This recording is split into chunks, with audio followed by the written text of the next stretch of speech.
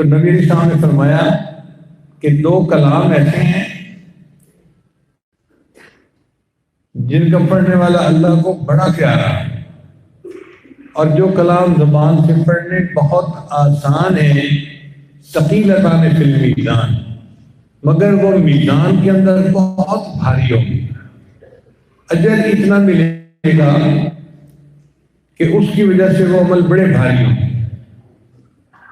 اب اجر بعض عملوں پہ واقعی بہت ملتا ہے، جیسے حدیث پاک میں ہے، ایک درود شریف ہے، جزا اللہ عنا محمدا ما هو اہلہ، جو بندہ یہ درود شریف پڑھتا ہے 70 فرشتے 1000 دن تک اس کا اجر لکھتے رہتے ہیں۔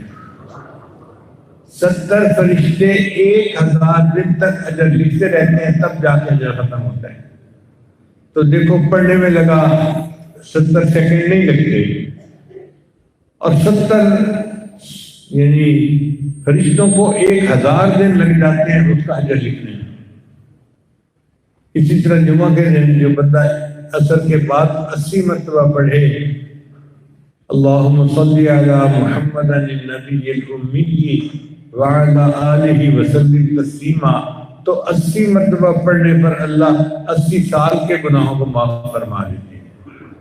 تو عمل چھوٹا اور اجر اس کا کتنا بڑا موٹا۔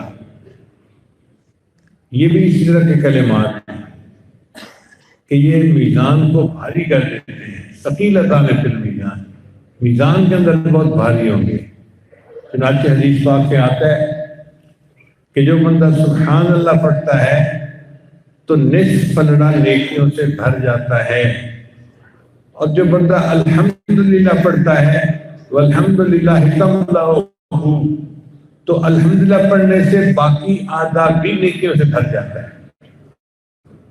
اسی طلباء کو چاہیے کہ اپنی روزمرہ کی گفتگو میں سبحان اللہ کا لفظ کثرت سے استعمال کریں۔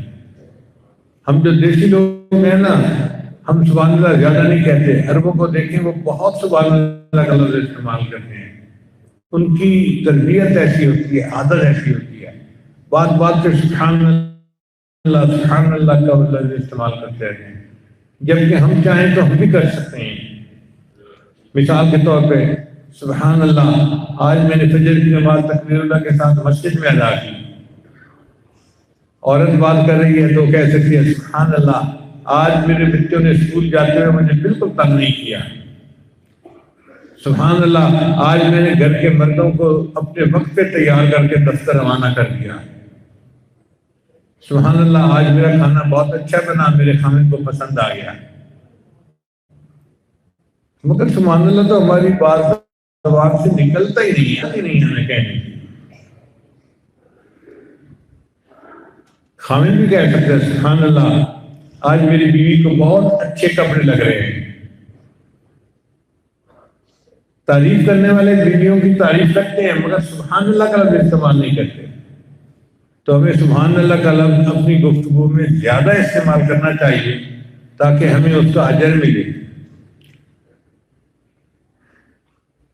تو اب دیکھیے کہ نبی علیہ السلام نے 3 باتیں فرمائیں، 2 کلمات ایسے ہیں جن کا پڑھنے والا اللہ کو بڑا پیارا، جن کا پڑھنا زبان پہ بہت آسان ہے، مگر پلڑے کے اندر ان کا اجر بہت بھاری ہوگا۔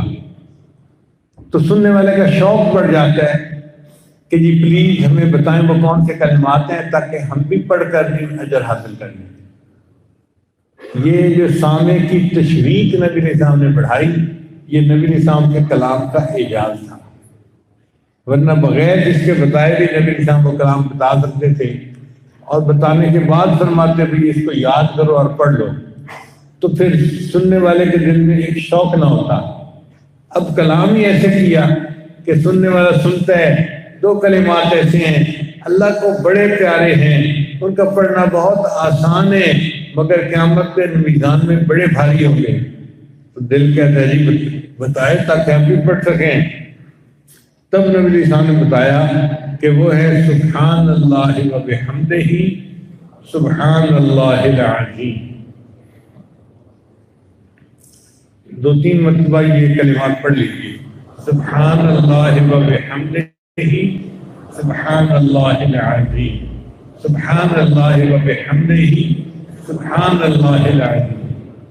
اب ہم جب پڑھتے ہیں نا سبحان اللہ، اس کا معنی یہ ہے کہ اللہ آپ ہر عیب سے، ہر کجی سے، ہر کوتاہی سے، ہر نقص سے بالکل پاک ہیں، کامل ہیں، آپ کے اندر کوئی کمی کوتاہی ہے ہی نہیں۔ سبحان کا مطلب اللہ آپ پاک ہے، اور اللہ کو اپنی تعریف کا یہ انداز بھی اچھا لگتا ہے۔ آسان لفظوں میں سمجھیں کہ کسی نے رشتہ پسند کرنا ہو نا تو لڑکی کی تعریف کرنے کے 2 طریقے ہیں۔ دیندار گھرانے کی لڑکی ہے، اچھے اخلاق والی ہے، تعلیم یافتہ ہے، خوبصورت ہے، ہم نے اس کے اوصاف بیان کیے۔ اور ایک طریقہ یہ ہے لڑکی جاہل نہیں ہے، بد اخلاق بھی نہیں ہے، ضدی بھی نہیں ہے، اب ہم اس کے اوصاف نہیں بیان کر رہے مگر برائیوں کو اس سے دور کر رہے ہیں۔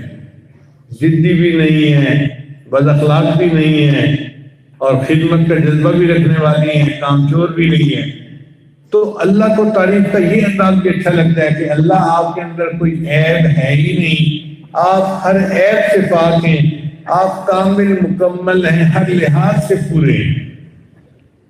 اسی اللہ نے اپنی تعریف خود کی قرآن مجید میں فرمایا فسبحان اللہ، اور اللہ پاک ہے، اللہ میں کوئی نقص ہے ہی نہیں۔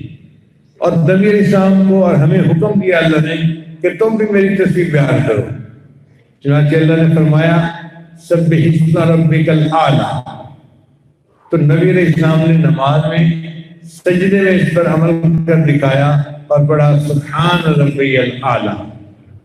پھر اللہ نے فرمایا فسبح اسم ربک العظیم، نبی علیہ السلام نے رکوع میں اس پر عمل کر کے دکھا دیا، فرمایا سبحان ربی العظیم۔ اب دیکھو ہم رکوع اور سجدے میں جو الفاظ پڑھ رہے ہوتے ہیں وہ اللہ کے حکم پر عمل کر رہے ہیں،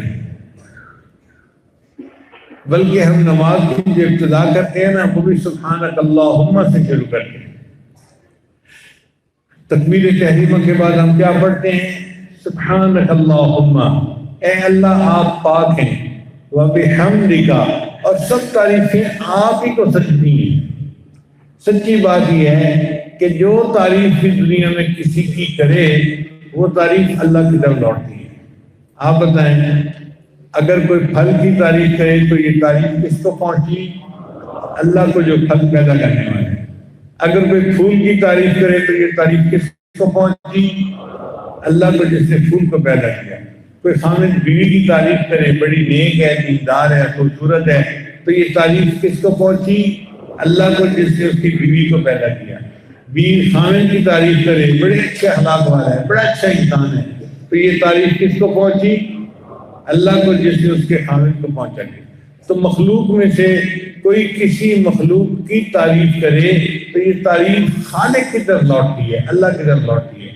تو ہم کہتے ہیں اے اللہ سبحانک اللہم، اے اللہ آپ پاک ہیں، وبحمدک، اور ساری تعریفیں آپ ہی کو سجدی ہیں، تعریفوں کے حقدار آپ ہی ہیں۔ اس لیے اللہ نے قرآن مجید کی ابتدا الحمد سے شروع فرمائی، اور اللہ نے قرآن مجید میں اپنی تعریفیں خود کئی جگہوں پہ بیان فرمائی۔